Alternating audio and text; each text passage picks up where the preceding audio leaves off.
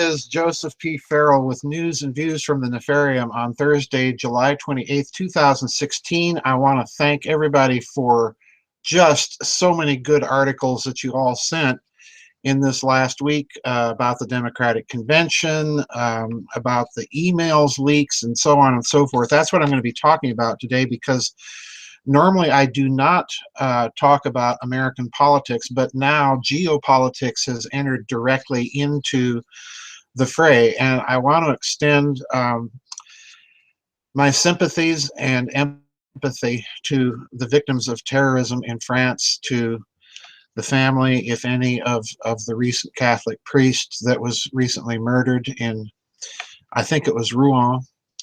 And I want to extend again my sympathies to the French for the recent attacks in Nice. And that's kind of the background of what we're going to be talking about today, because the French Prime Minister Valls has told the French, simply get used to terrorism. You know? Not that we've created or helped create the problem by throwing open the borders and letting anybody in who wants to come in, regardless of their intent or criminal background or potential terrorist background. So that's the background for what we're going to be talking about. Now, this is very interesting because I've been saying for many years that Mr. Putin and Mr. Orban in Hungary have been two leaders to watch, because what they're doing is directly challenging the globalist agenda and narrative. Well, we saw the Republican convention. Donald Trump said very much the same thing. Americanism is going to be our credo, and he challenged the whole globalist paradigm that we've been living under for about 30 years. And quite frankly, I'm sympathetic to that because, as I've pointed out before, the track record for the last 30 years hasn't exactly been exemplary, to say the least. But now this one is very interesting. Prime Minister Orban of Hungary has kind of painted a background here for a scandal that has emerged during the recent Democratic Convention over some more WikiLeaks of emails from within the Democratic National Committee, and now the DNC is blaming Russia. So we're going to get to that because some people have been sending me some information that's very unusual. But let's start with Viktor Orban in Hungary. This is from Bloomberg, as a matter of fact, and I've got the links for you up there. And Bloomberg is saying this, quote, a Donald Trump presidency in the U.S. may be the best outcome for Europe, according to Hungarian Prime Minister Viktor Orban, who suggested going further than any other leader in the European Union to back the Republican nominee. Now, this is the way Bloomberg is portraying it. Orban, a maverick leader, and maverick because he is trying to protect his country and its culture from floods of immigrants, has built a barrier on Hungary's borders to keep migrants out, and he has hailed Trump's ideas to fight terrorism. Europe was living in fear after the attacks in Nice, France, and in Munich, now the attacks in Munich and elsewhere in Germany, and had lost its way trying to cope with its biggest migrant wave since World War II, Orban told an ethnic Hungarian audience in Baltusnad, Romania on Saturday. I'm not a member of Donald Trump's campaign, said Orban, who has clashed with Hillary Clinton and her husband, Bill Clinton, over the state of democracy in the Eastern European nation. I'd never thought that it would occur to me that the idea that he would be the best choice for Europe and Hungary. Now, I'm skipping it down in this article a little bit to give you a bit of the history that's given about the history between Orban and the Clintons. The Bloomberg article goes on to say, quote, in 2014, Orban summed it up by saying he had built an, quote, illiberal state, unquote, modeled on authoritarian regimes, including Russia and Turkey, where, now listen carefully to how Bloomberg is defining authoritarian, where non-governmental organizations that received outside funding would be monitored as foreign agents. His government, now stop and think about that, folks. Back in the 1930s, remember the German-American Bund. Remember the American Nazi movement, which was relatively sizable. They even rented out Madison Square Gardens, filled it with swastikas and American Nazis giving the Nazi salute. And of course, all of this was being monitored by the American government because, of course, they were getting foreign funding from the Nazi government. So apparently now this is authoritarian. His government has been particularly scathing of George Soros, the billionaire Hungarian-born financier and Democratic Party supporter who has supported NGOs and democracies throughout the formerly communist region for decades and attempted to overthrow Russia, we might add. Hillary Clinton, as Secretary of State back in 2012, said that the U.S. had, quote, significant and well-founded concerns over the state of democracy under Orban. In May of this year, during a campaign stop for his wife, Bill Clinton said Hungary and Poland, which has mimicked Orban's policies in the last year, has decided that, quote, democracy was too much trouble, and it adopted President Vladimir Putin's authoritarian dictatorship style of leadership, a charge vehemently rejected by governments in Budapest and Warsaw. All right. Now, let's be honest, folks. These countries are no less democratic than the United States. The problem is these countries are trying to protect their borders and their culture. And that's what the globalists don't like. Now, that brings us to the charges that have been circulating now about the WikiLeaks leak of the emails inside the Democratic National Committee, which make it very clear that they were heavily biased in favor of Hillary Clinton and against Senator Bernie Sanders, all right? And this is causing something of a scandal for those of you in Europe that is going on right now in this country. This is a very, very serious matter, all right? Now, it's interesting that in all of the talk in this country, again, especially for those of you in Europe, in all the talk in this country, fingers are now being pointed at Russia for being behind these leaks.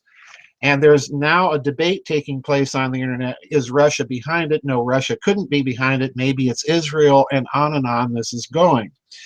Now, my first thought when I heard this story, folks, I'll be very honest, was that this would not fit the normal Russian way of handling information like this. Normally, they would hold that information back, and if Hillary did get elected, they would use it to compromise her and leverage her. This is why I've been saying and alluding to the fact that if she did get elected, she would be a very, very weak president because of the email scandal. The other thing that this charge or this claim, and as yet there's no real evidence that I have seen that links Russia to this leakage, but the other problem about that is that if Russia is behind it, then they most likely also have access to all of those emails from Hillary's private server when she was Secretary of State, and they have not released that, all right? So again, my initial feeling was that Russia had much to lose and little to gain by publicly doing this or doing any sort of leak, even of the DNC emails. But recently, and this is very important, some people on my website and a couple of friends of mine, Mr. WB for one, alerted me to the existence of a treaty that was actually sponsored and submitted to the United States Senate for ratification by President Clinton in the final days of his administration. And the treaty is called a Treaty with Russia on Mutual Legal Assistance in Criminal Matters. And this I've linked for you so that you can actually go and look at this document. And I want to read from the 5th page in the PDF file of this document from President Clinton's submission letter to the United States Senate for ratification, because when you hear what the contents of this treaty are, it does make it possible, or at least provides a context in the background, for why Russia may have actually leaked some of those Democratic National Committee emails. The question is, if Russia did do that, then why did they do that? So we're going to get back to that in a moment, but I want to read you one paragraph from this treaty from President Clinton's submission letter to the United States Senate, and I'm going to read the whole letter, but then highlight for you the paragraph that I want you to focus on. This is from the President to the United States Senate from the Department of State as well. And President Clinton says, quote, "I have the honor to submit to you the treaty between the United States of America and the Russian Federation on mutual legal assistance in criminal matters, signed at Moscow on June 17, 1999. I recommend that the treaty be transmitted to the Senate for its advice and consent to ratification. Accompanying the treaty is a related exchange of notes that I recommend be transmitted for the information of the Senate.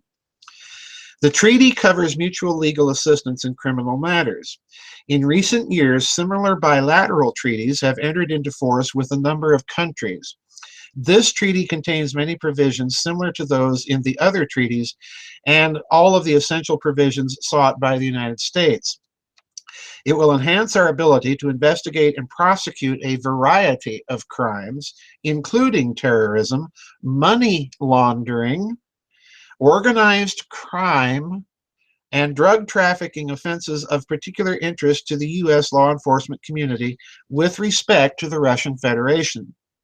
The treaty is designed to be self-executing and will not require any new legislation." Now, please note, that little line is telling me that the treaty really was allowing the bureaucratic agencies of each country to cooperate on their own and initiate mutual investigations or share information without the official involvement of those governments' foreign services, or in this country, the Department of State, and without having to involve the leadership of each country. So in other words, this was a mechanism treaty designed for the normal flow and exchange of information. All right.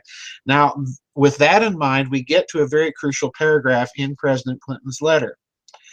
It states this, quote, "Article 1 states that the parties shall provide to each other, in accordance with the treaty, comprehensive mutual legal assistance in criminal matters.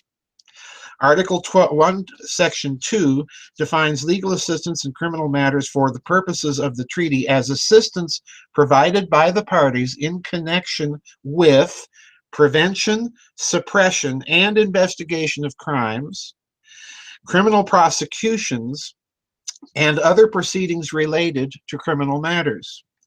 Article 1, Section 3 provides for legal assistance where the conduct that is the subject of the request constitutes a crime under the laws of both parties. The requested party may, in its discretion, also provide legal assistance where conduct that is the subject of the request would not constitute a crime under the laws of the requested party. Article 1, Section 4 states explicitly that the treaty is intended to apply solely between the parties. It does not give rights to any other persons to obtain or exclude any evidence or to impede the execution of a request.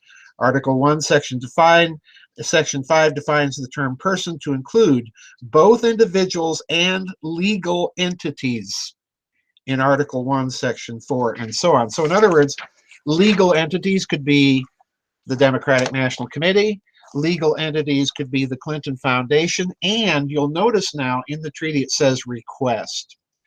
Now, what all of this suggests to me is that if, and please underline that word if Russia did have a hand, a part in those leaks of the Democratic National Committee emails, then it had to have been requested to do so. And that means the request had to have come from some normal bureaucratic channel within the United States. So the plot just thickened, folks, if, and again, please underscore that word, if indeed Russia had a part in those leaks. Now, again, I'm still kind of hanging with my idea that, well, if it's the Russians, then the Russian pattern is more likely to be withholding key information until after the election, and if she were elected, then using it to compromise her. But there's this treaty, and Russia has agreed to this treaty. Now, I do not know if this treaty was ratified, but I suspect that under the circumstances prevailing back in the day, it was. I haven't had enough time really to research this. I've been dealing with some computer problems and was actually worried that I might not get the news and views up to date. But there's a lot going on right now, folks, in terms of the internal relationship of American internal domestic politics with geopolitics. And we're seeing the reaction in Europe now. And I think all of this is gathering steam. Now, there is a geopolitical reason why Russia may have had a hand in this, and that is quite simply that from their perspective, Ms. Clinton is a neocon aggressor. In other words, they've been putting out warning signals all along that they're very concerned over the direction of American foreign policy. Now, between the two candidates, Trump has said he wants to get along with Russia. Ms. Clinton, on the other hand, has been following more or less the neocon line. So from the Russian point of view, yeah, it may make sense to have them backing a Trump candidacy. Now, let's go back to Viktor Orban for a moment. This is why I started with him. Because you'll notice over the past few years that Orban has been following rather closely the line that Mr. Putin has been putting out about globalism, about unipolarism, and about the necessity for sovereign nations to be genuinely sovereign and have the ability to protect their culture. Now, Orban, in this case, if all of this speculation holds true, Orban, in this case, then might be functioning as the mouthpiece for Moscow, signaling what Moscow's intentions and wishes are. So there's a lot going on here, folks. This is a story I think that may need some careful watching over the next few weeks to see how, if it develops at all, how it might develop. So that's it for today's news and views, everybody. I'll see you on the flip side, and God bless. Bye-bye.